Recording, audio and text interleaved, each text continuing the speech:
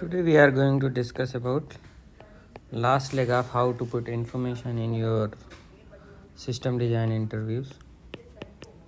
So till now we had discussed several things like clarification, how to clarify information, data model designing, interfaces, and then HLD, and then detailed design discussion and all those things. Now today we will discuss, once you have defined the detail, once you have discussed the detailed design and you can see that interviewer is satisfied with your information and knowledge. Now comes the part is this one everyone misses once they see that things are going fine and everything they have explained, but try to accommodate this bit as well. It will give a kind of perfect closure to your system design interview. This is called bottlenecks. So once you have discussed and designed the complete information and all those things, try to find out 3 to 4 or 5, given that how much discussion you have and how much variety you have introduced. Bottlenecks, what all the things can be. Suppose there can be one very famous bottleneck at the load balancing.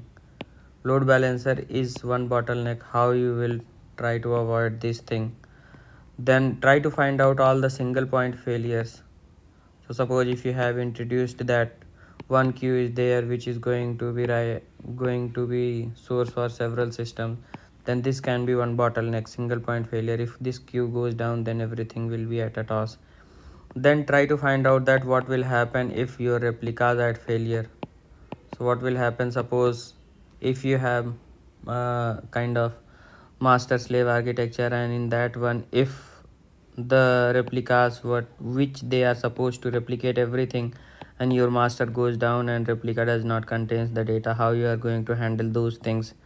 Then comes the storage or server copies. So suppose for a single service you are running 5 to 6 or 10 instances, then how you are going to handle the failure of those instances.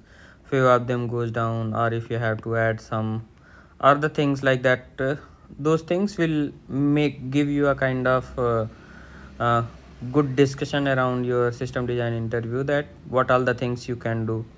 And then comes the most important thing is that how you are going to monitor your service.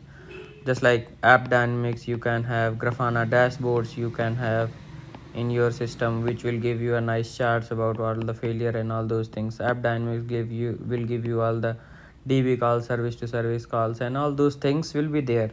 So if you include all these things in your interview, this gives a kind of nice wrap up to your